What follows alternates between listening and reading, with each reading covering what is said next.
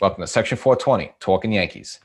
Well, the offseason remains to be quiet. Well, in the Bronx, maybe not in Queens. The Mets actually make a move, and it kind of affects the Yankees a little bit, whether now or down the road.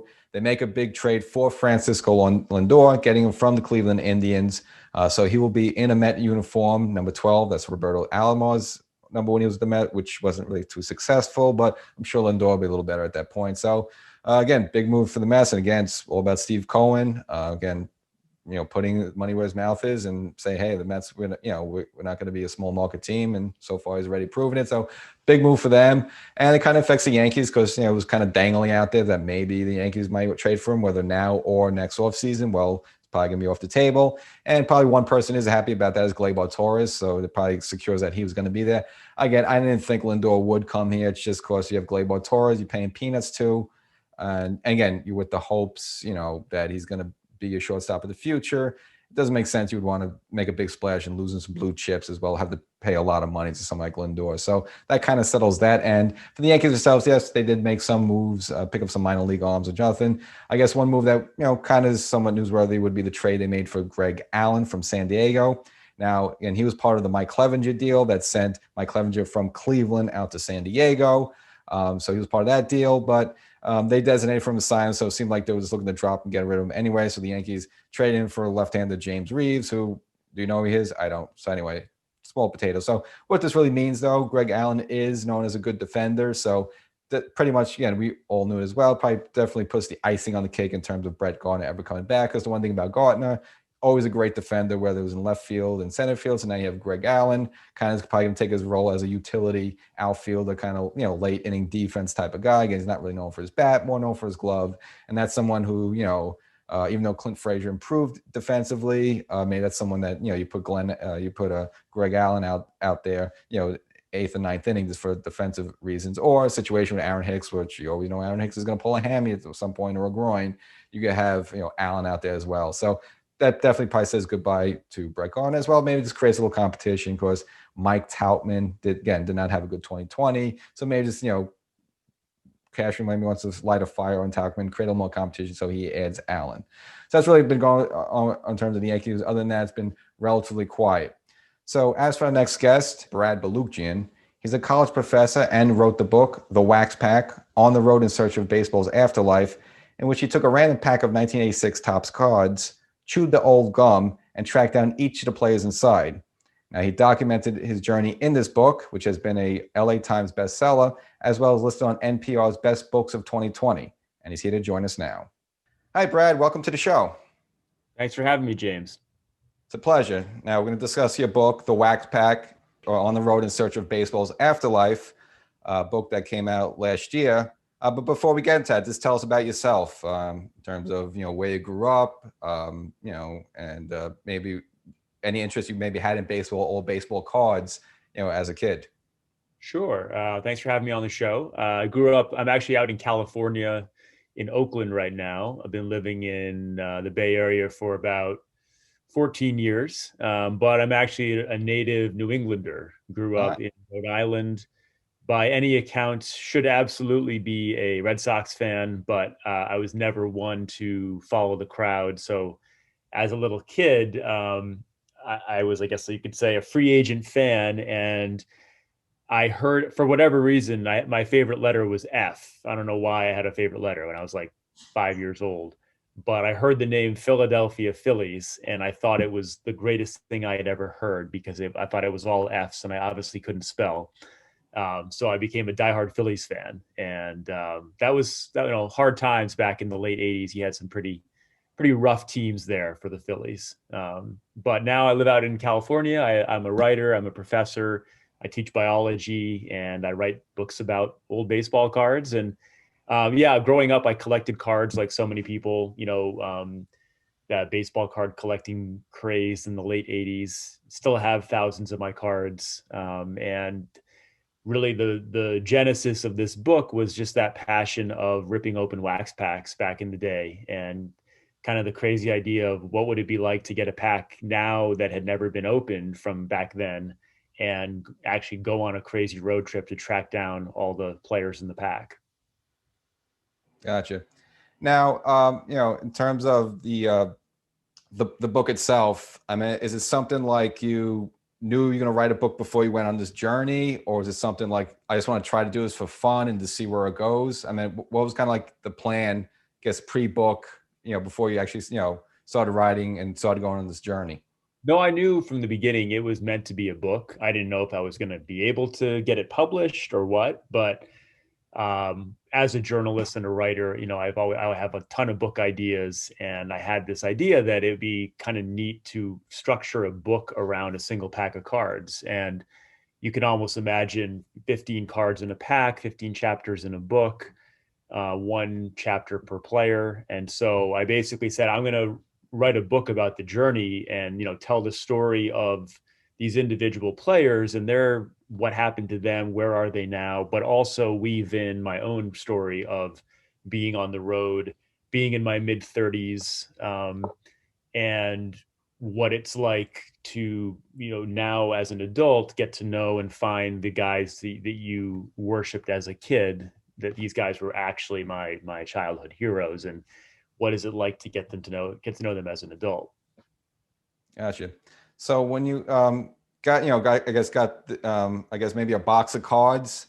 Now, did you have a process where you were going to pick out a certain pack? I mean, like, how do you decide which pack you were actually going to pick out? No, I mean, I opened several different packs, but I didn't mix cards between packs. I wanted to preserve the integrity of the randomness of the experiment, right? Like, okay, whatever guys are in that pack, those are the guys you're going to go with. I opened up more than one pack because if I just opened one and, half the guys are dead, it wouldn't make a very good book.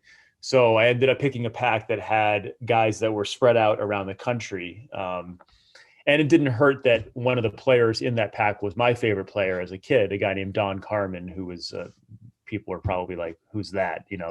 Like saying Paul Zuvella was your favorite Yankee or something. But it's, I was always liked the underdogs. And so that's why he was my favorite player. Gotcha. And just so you know, for record, I had a past guest once eat a 30-year-old piece of gum. So Yeah, well, I did that for the book and described it. Yeah. yeah, and luckily he's still tweeting, so he survived. So that's good news. So now a lot of these players, of course, they're from a different era.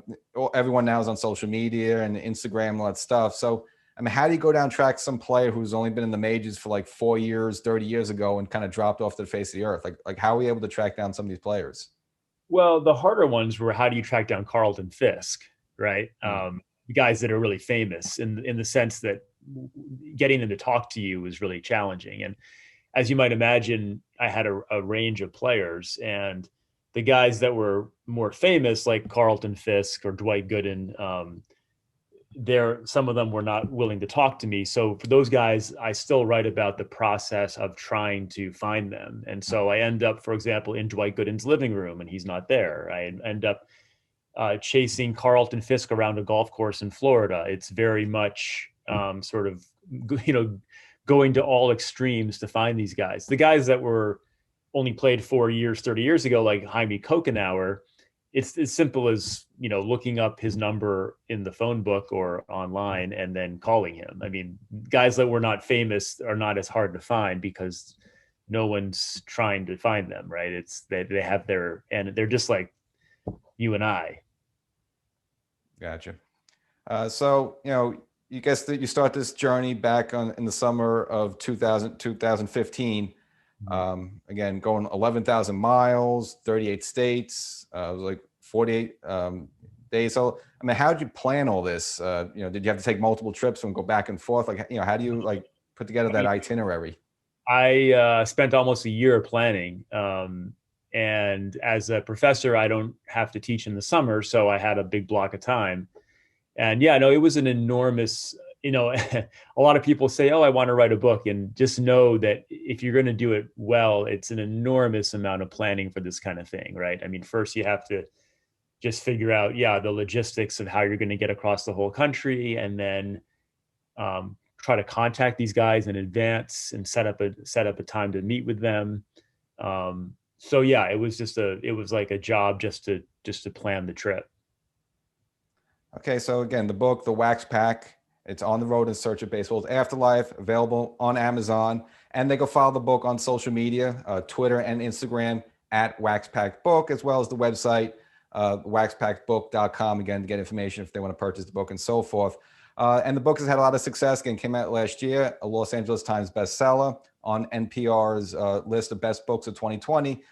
So have you been surprised about the amount of feedback you've gotten, and the accolades and the response?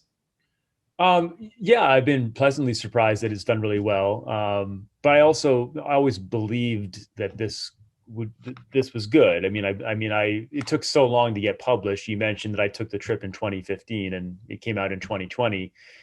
That's because it kept getting rejected. I got rejected 38 times by publishers who said, for any number of reasons, you're not famous enough. Who cares about these players? You don't have 100,000 Twitter followers, blah, blah, blah. And so at one point I was down to like, well, do I just give up on this? And I'm glad I didn't, because, I stuck it out. I ended up getting University of Nebraska to publish me, and they were great. And then, the books really, I was able to get through that because I always really believed that this was good, and I believed in the project. And it's been great, to get endorsements from a lot of really big names like Bob Costas and those kinds of guys has helped it be successful, because, people trust their judgment when they say it's good. Excellent. And I mean, some of the plays that you actually, featured in the book, did they get back to you? It was like, hey, wow, this is a great job, or and or maybe it has mixed results, or did anyone actually communicate to you like about them being mentioned in the book? Yeah, I sent it to all the guys that I spent time with, and all of them that I spoke with enjoyed the book and had really appreciated it. One player, Don Carmen, actually wanted to discuss every chapter with me in detail. So it's like I had my own little book club with my favorite player, which was pretty cool.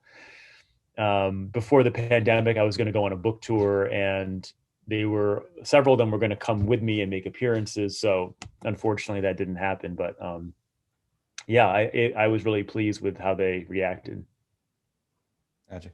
And it's just something like I think with baseball cards, do you feel like maybe there's kind of lost their magic? Because they still make baseball cards, but you say the way they're all like gold and silver, and just the innocence of like a 1986 Topps card.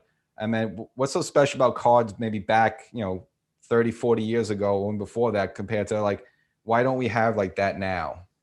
Well, I think part of it is just digital. The internet changed the world. I think, you can look up the stats of any player anytime on your device, right? And there's just so many more choices now. I mean, just think about all the things, all the content you can engage in, whether you're a kid or an adult. Back then, we're talking pre-internet, really pre-smartphone, almost pre-computer. You just had fewer choice. Your access points to baseball were much fewer, and one of the few points were baseball cards. I mean, there was an enormous amount of information on each of those cards, and that's how you kind of got to know the players and their stats. And it was something that kids could trade. It was, so I think that it was there were so many. It was one of those things that everyone kind of had in common, that now you just don't have nearly as many opportunities to have that kind of common touch point, because there's just so many choices out there. And I do think it's too bad. I think it's, it's kind of something we've lost, the baseball card thing. It's now more for adults. I agree. And I just think that's maybe one of the reasons maybe kids or maybe younger generations aren't really gravitating to baseball as much as they are with some other sports. Because I remember this myself as a kid. We'd go to the candy store, get a dollar pack like that. Obviously, we'd go look for a Yankee or your favorite player. And it's just like you had that connection. You hold them in the hand. You just don't have that anymore. And I think this, it's just kind of sad. It's the way whole baseball cards just don't have that place in kids anymore. And I think that's just why you don't see the younger kids really gravitate to the game as they are with some of the other sports. Mm-hmm. Yeah, exactly. So now when you spoke with a lot of these players, you sat down and met with them. I mean, in terms of their life, especially, obviously if you're Carlton Fisk, you making money with Doc Good, even though he's had some problems with other things, they still make money. But like typical player that, again, only been around a couple of years as a utility infielder or something like that, like how are they getting by? I'm assuming they're getting an Major League Baseball pension, but do they have to do other things in their life just for source of income? Well, this is like the last generation of players that didn't make the insane type of money. So yeah, I think by and large, these guys, most of them, like all athletes, they retired in their 30s, and they've still got most of their life ahead of them. So you see a lot of guys having done a lot of different things. I mean, Richie Hebner went back and drove. He still drives like the hearse at funerals. Don Carmen is a sports psychologist. Lee Mazzilli tried real estate and acting. Rance Mulliniks is a residential realtor. So, and then you have guys that are still. Gary Pettis is coaching the Houston Astros, third base coach. Um, you've got Rick Sutcliffe is on ESPN. So you've got a lot of guys that are still involved in baseball, but I think they all had to find another way to make a living. Yeah. And did any of them have any sort of regrets or something they liked about the game that expressed to you, or just some sort of common theme between a lot of them?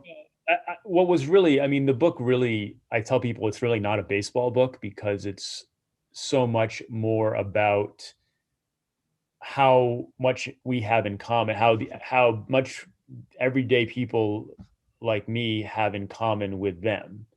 And one of the things that surprised me in a good way was how open and vulnerable these guys were willing to be, talking about their personal lives. And one of the common patterns that I never expected was how many of them had really crappy fathers and having been abused by their father or having been abandoned by their dad.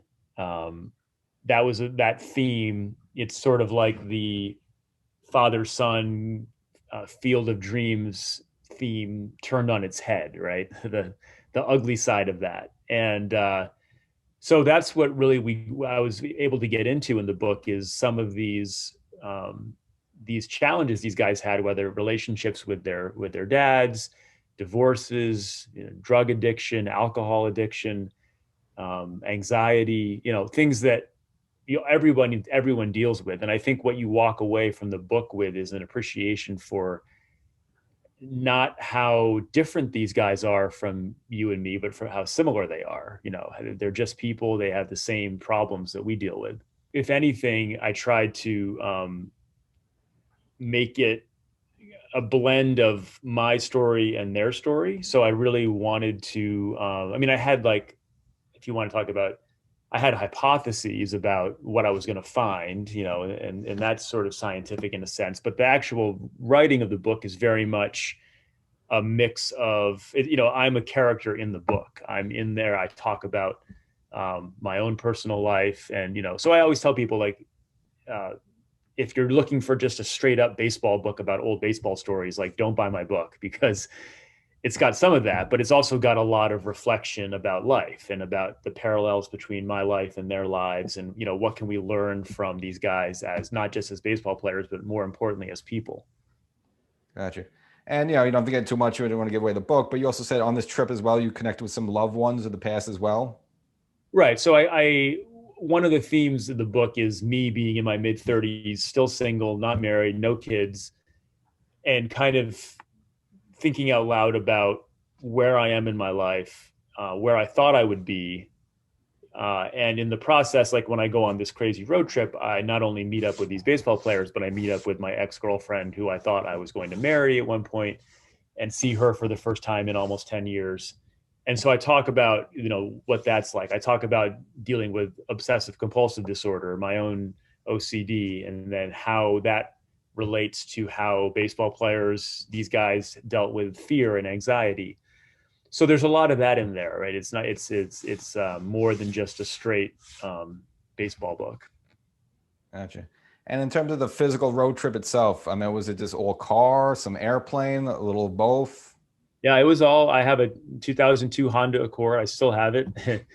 Now it's got 253,000 miles on it, and I drove that Accord across the country and back over those 7 weeks. Gotcha. And in terms of the writing process, just give, maybe other people, inspired to write a book. I meant to, like, I guess like how long was, I guess, maybe the first draft? Like how long did it take you to just write that first draft? Well, um, right. I tell people 98% of writing a book is not writing a book, especially if you're going to do this kind of nonfiction, because you have an enormous amount of research, right? So for every baseball player I wrote about, I had a file this thick about all their what happened in their career. And then when I went on the road trip and I'm doing interviews with these guys, I'm tape recording everything. So then I had to transcribe, hours and hours of interviews. So then you have all this mountain of material, research, transcripts, and then you've got to take all that and you've got to put it into a form where you're not going to use 95% of it, and you have to structure a narrative that's going to keep your readers' interest, entertain them, inform them, and propel them from one chapter to the next. And that's the craft of writing this type of book. And so a lot of the work of writing a book goes into knowing how to synthesize all that material, and then outlining and kind of structuring. And then when you sit down to actually write, I might write 4 pages in one day, and then the next day the first thing I do is go back and reread and then inevitably significantly edit those 4 pages. So I wrote the entire book in actually relatively quickly once I had a book deal. I wrote the whole thing in about 6 months, but every day was a day of a new draft, basically. Gotcha. And in terms of, I mean, future projects, are you looking to do, another book or another baseball book, or, like, what are you working on next?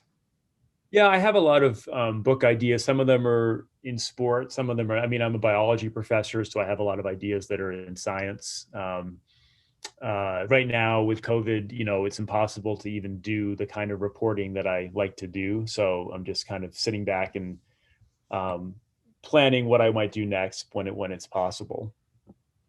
Gotcha. And in terms of your, your PhD, I mean, what were you actually, what's your, I guess, doctorate in?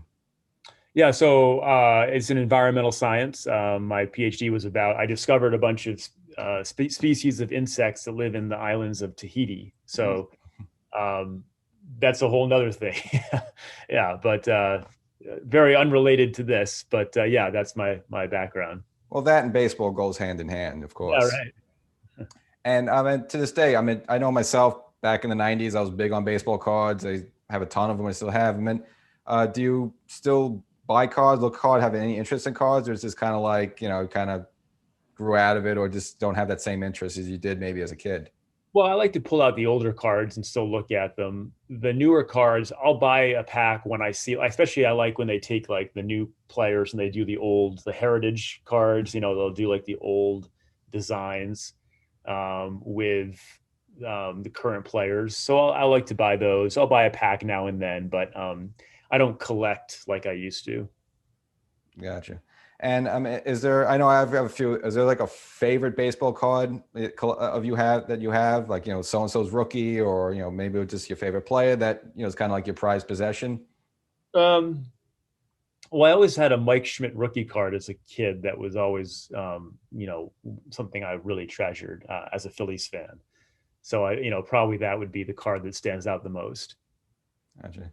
And in terms of baseball today, I mean, do you watch the game as much? Or you totally, you into it as much, or just kind of like, just kind of maybe spend so much time working on this book you don't even want to hear about baseball for like the next 10 years? No, I think I'll always be a baseball fan. The game has changed so much from back in the '80s, but I still love. I really got into the World Series this year, and I think baseball is still baseball, even if the game is. I don't like that there's so many strikeouts and walks and home runs.